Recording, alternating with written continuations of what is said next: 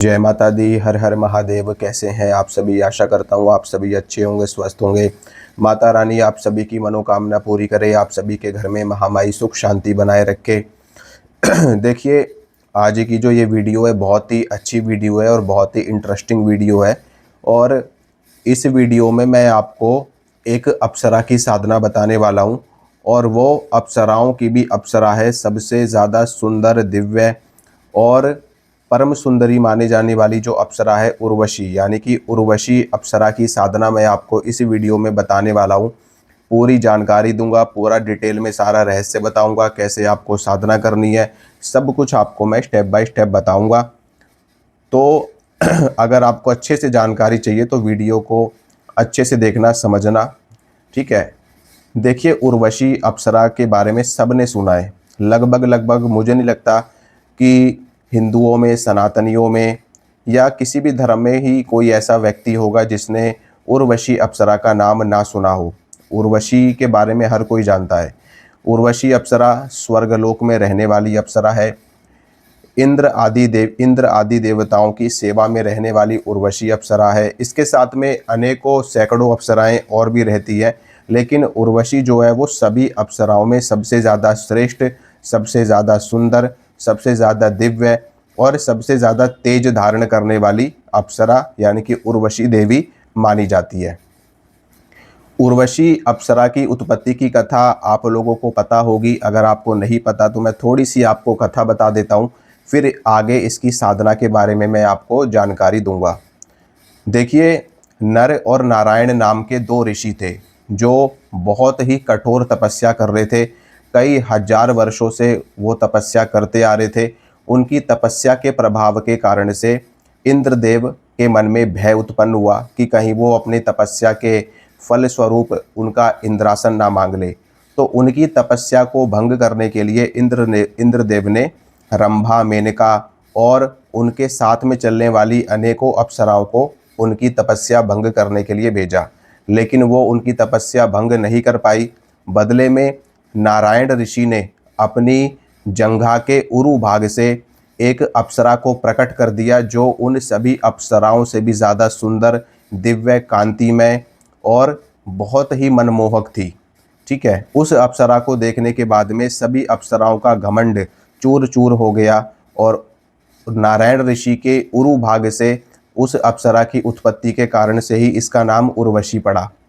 ठीक है, अब यहाँ से तो उर्वशी की उत्पत्ति की कथा है। उर्वशी की उत्पत्ति इसी प्रकार से हुई थी। उर्वशी की उत्पत्ति समुद्र मंथन से नहीं हुई थी, समुद्र मंथन से अन्य अप्सराओं की उत्पत्ति हुई थी। उर्वशी की उत्पत्ति नारायण ऋषि की जंघा से हुई थी। बाद में फिर ये अप्सरा स्वर्गलोक में इसको स्थान प्राप्त हुआ। ठीक है, पहली चीज़। दूसरी चीज़ ये कि ये अप्सरा है, ये कोई भूत प्रेत पिशाचनी चुड़ैल डाकनी शाकनी नहीं है। ठीक है, तो ये एक देव योनि की साधना है, देव कोटि की साधना है, जिसको कोई भी साधक कर सकता है। कोई भी इसमें दिक्कत वाली बात नहीं है। अनेकों कथाएं और भी हमको देखने को मिलती हैं, शास्त्रों में भी मिलती हैं, जिसमें बहुत सारे ऋषि मुनियों ने उर्वशी अप्सरा के साथ में अपना समय व्यतीत किया, संतानों को जन्म दिया, संतान उत्पन्न हुई।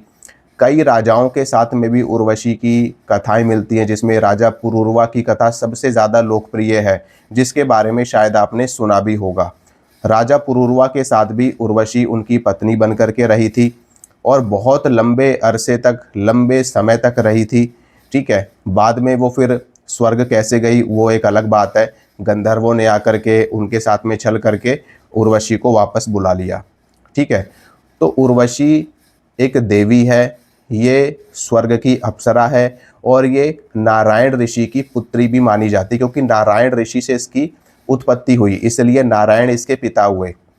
ठीक है, तो ये एक देव योनि की शक्ति है, देव कोटि की शक्ति है।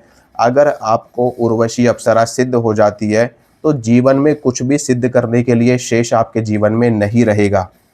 ये आपको धन, मान, सम्मान, पद, प्रतिष्ठा, आकर्षण, वशीकरण, सम्मोहन, हर तरह की शक्ति, हर तरह की चीज़ आपको प्रदान करने में सक्षम है। अप्सराओं के अंदर कोई कम शक्ति थोड़ी ना होती है, बहुत शक्तियाँ होती है इनके अंदर भी। कम से कम मनुष्यों से तो बहुत ही ज़्यादा उच्च कोटि की ये शक्ति धारण करने वाली होती है।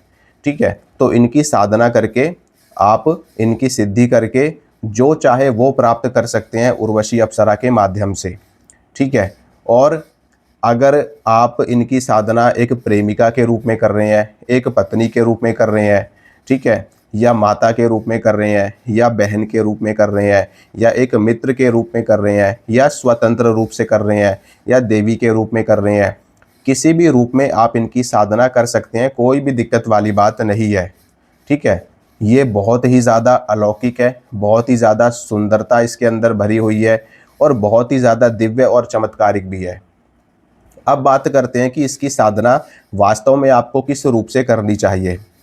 देखिए, उर्वशी एक अप्सरा है और जो भी कथाएं हमको देखने को मिलती हैं ऋषियों के साथ में, संत महापुरुषों के साथ में, राजाओं के साथ में, उनके साथ में ये पत्नी बन करके रही। ठीक है, पत्नी बन करके रही, लेकिन इसने संतानों को भी जन्म दिया, यानी कि इनकी संतानें भी हैं, उर्वशी की अपनी भी संतानें हैं। तो वो उन संतानों के लिए तो उर्वशी माता हुई।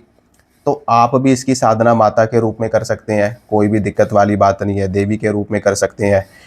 लेकिन ये इतनी ज़्यादा सुंदर दिव्य है कि अगर ये आपके सामने प्रत्यक्ष हो जाती है, आपको दर्शन दे देती है साक्षात रूप से, तो क्या आप इसको माता की नज़रों से देख पाओगे?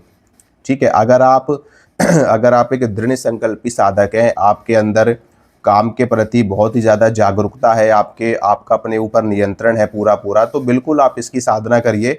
मैं आपको मना नहीं कर रहा, कोई भी दिक्कत नहीं आएगी। ठीक है।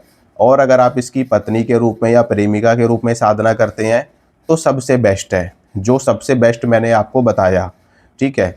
मतलब आपके मन में जो भाव है, उस भाव से आपको इसकी साधना करनी है। छल नहीं करना कभी भी शक्ति के साथ में। चाहे आप किसी भी देवता की साधना करें, किसी भी देवी की साधना करें, अगर आपके मन में छल है, आपके मन में कपट है, ठीक है, आपके अंदर काम भाव है, आपके अंदर वासना है, या आपको अपनी मनोकामना पूर्ति करनी है, तो जो आपके मन में है वो शक्ति के सामने आपको रखना चाहिए। ठीक है। तो वो शक्ति उस तरीके से आपकी मनोकामना पूरी करती है। ठीक है। मान लो आपने उसको माँ के रूप में सिद्ध कर लिया या बहन के रूप में सिद्ध कर लिया, वो आपके सामने प्रत्यक्ष हो गई, लेकिन वो तो आपके मन का भाव जान रही है। अब वो आपके सामने प्रत्यक्ष होगी। ठीक है। उसकी सुंदरता को देख करके आप मोहित हो जाओगे, आप उसके वशीभूत हो जाओगे। फिर आपका मन विचलित होने लगेगा, आपकी साधना टूट जाएगी और वो आपको छोड़ के सदा सदा के लिए चली जाएगी और फिर दोबारा किसी भी रूप में सिद्ध नहीं होगी। ठीक है। शक्तियों को अगर आप एक बार रुष्ट कर देते हैं तो दोबारा से वो शक्ति आती नहीं है फिर उस साधक के पास में। ठीक है। तो इसलिए आपके मन में जैसी भावना है उस भावना से आपको इसकी साधना करनी है। अगर पत्नी की भावना है तो पत्नी की भावना से करो, प्रेमिका की भावना है तो प्रेमिका की भावना से करो, मित्र की, माता की भावना है तो उस भावना से आपको इसकी साधना करनी है। ठीक है। अब ये चीज़ें आप अच्छी तरीके से समझ गए।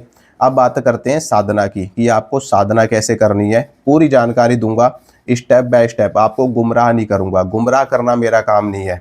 आपको सिद्धि प्राप्त होगी या नहीं होगी ये आपका कर्म है, जानकारी देना मेरा काम है। ठीक है। बहुत सारे ऐसे साधक है, साधना करते हैं, उनको सफलता नहीं मिलती। हो सकता है उनके ऊपर उनके पितृ का ऋण हो, उनके ऊपर पितृ दोष लगा हुआ है, उनके ऊपर देव दोष लगा हुआ, उनके ऊपर गुरु का दोष लगा हुआ है, उनके घर में तंत्र क्रिया है, उनके घर में चौकी रखी गई है।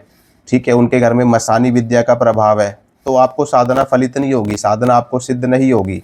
यही कारण है कि 10 लोग साधना करते हैं, जिसमें से 2 4 5 को सफलता मिल जाती है, 2 4 5 को नहीं मिलती। क्यों? यही कारण है जो मैंने अभी आपको बताया। ठीक है। चलिए बात करते हैं साधना की। थोड़ा सा मेरा गला खराब है तो आप लोग एडजस्ट कर लेना, बुरा मत मानना। ठीक है। तो देखिए, ये जो साधना है, ये साधना पूर्णिमा से शुरू की जाती है। पूर्णिमा से शुरू करो या शुक्रवार से शुरू करो या सोमवार से भी आप इस साधना को शुरू कर सकते हैं। ठीक है। रात्रि काल की साधना है, रात में ही की जाती है। तंत्र में सभी साधनाएं रात में ही की जाती है, मैंने आपको पहले भी बताया है। एक लकड़ी का बाजोट ले लें, लकड़ी की चौकी ले लें, उसके ऊपर गुलाबी रंग का या सफ़ेद रंग का वस्त्र बिछाएं, पीले रंग का वस्त्र भी आप बिछा सकते हैं। ठीक है। ज़्यादा सबसे अच्छा वाइट रंग रहेगा या गुलाबी रंग रहेगा। ठीक है। वस्त्र बिछा लें। वस्त्र बिछाने के बाद में उसके ऊपर आपको उर्वशी अप्सरा का फ़ोटो रखना है।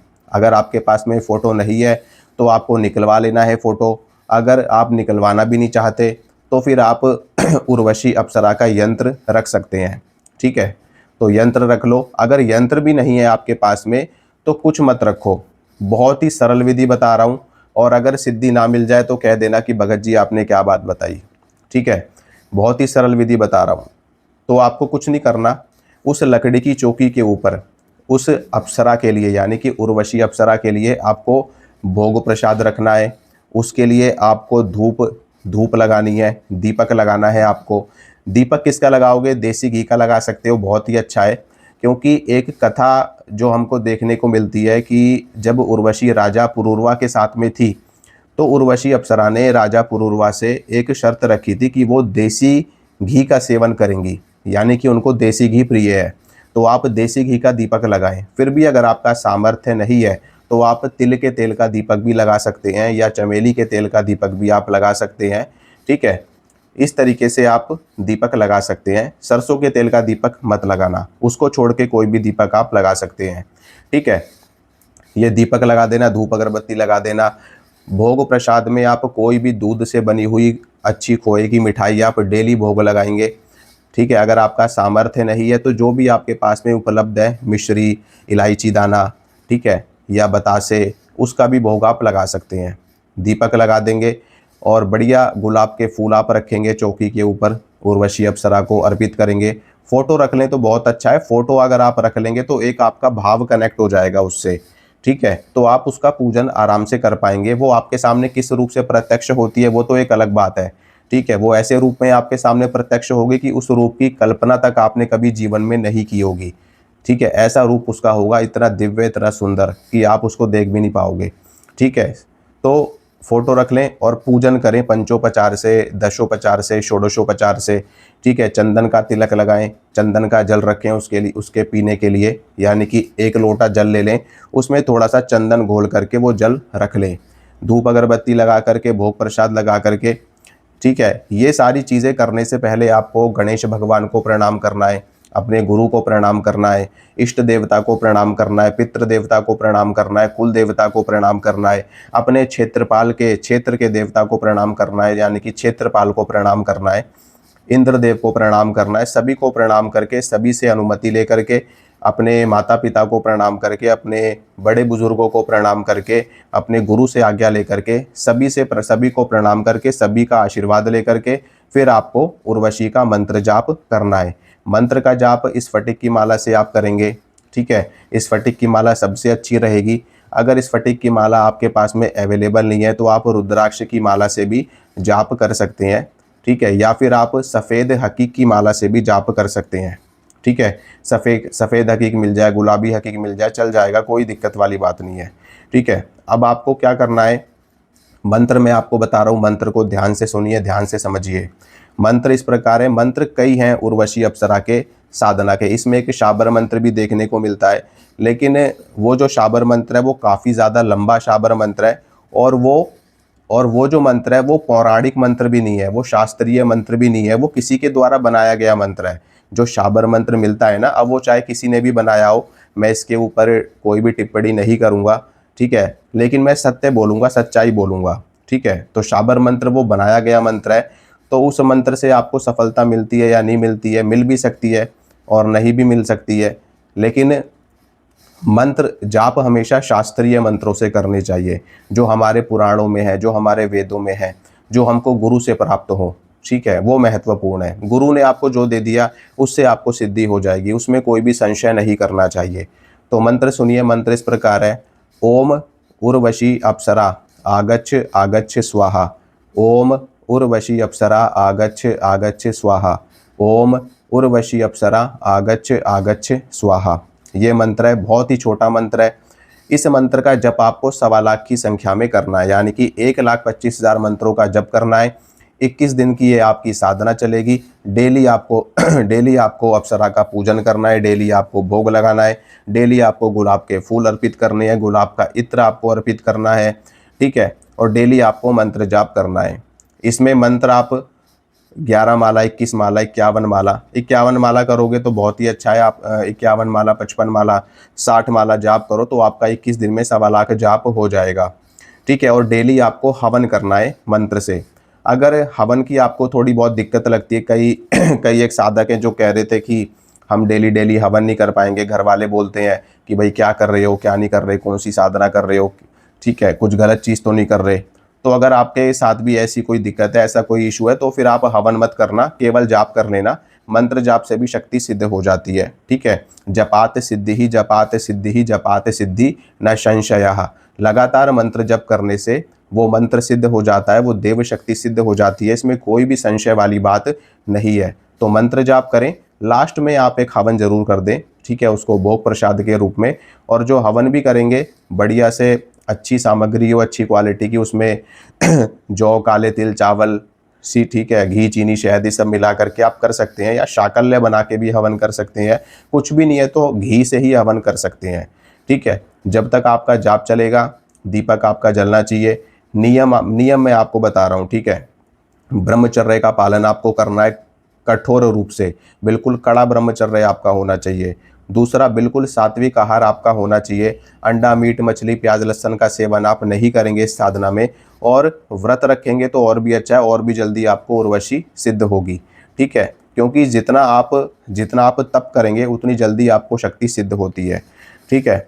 और अगर आप व्रत नहीं रख सकते तो कम से कम प्याज लहसुन छोड़ दें, अंडा मीट मछली छोड़ दें, तब ये साधना करें, ठीक है। और आप ये जाप करोगे, साधना करोगे, बहुत ही आसानी से आपको साधना सिद्ध हो जाएगी। और ज़मीन पे सोएं, भूमि पे शयन करें, यानी कि भूमि पर आप कुछ बिछा लें और उसी के ऊपर सोएं, या जहाँ पे आप साधना कर रहे हैं वहीं पर आप सो जाएं, तो आपके लिए बहुत ही अच्छा रहेगा।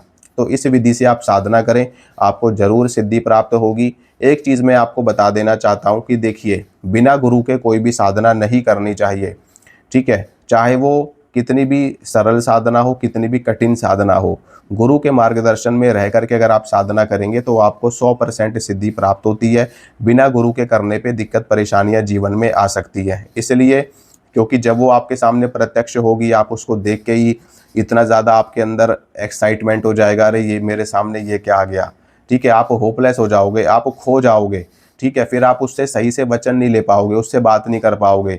तो ऐसे में गुरु की वाणी आपको सचेत करेगी, चेतना देगी आपको, ठीक है। जिस तरीके से गुरु मच्छिंद्रनाथ जी को, ठीक है, कामरूप प्रदेश में उनको मोहित करके एकदम उनको राजशाही जीवन में डाल दिया था। जब बाद में उनके शिष्य आए थे गुरु गोरखनाथ जी, तो उन्होंने उनको जागृत किया था, ठीक है। तो इसी तरीके से गुरु से जुड़ करके अगर आप साधना करेंगे तो आपको सफलता जल्दी मिलेगी, जल्दी सिद्धि हो जाएगी। और क्या क्या वचन लेने हैं, कैसे लेने हैं, क्या सही तरीका है, कैसे उसको आपको रखना है, वो सारी चीज़ें आपको गुरु बताते हैं, ठीक है। तो आप गुरु से लेकर के साधना करें। अगर आपको कोई भी गुरु नहीं मिल रहे हैं तो आप हमसे संपर्क करके इस साधना की जानकारी ले सकते हैं, इस साधना को हमसे लेकर के कर सकते हैं, ठीक है। जय माता दी, हर हर महादेव।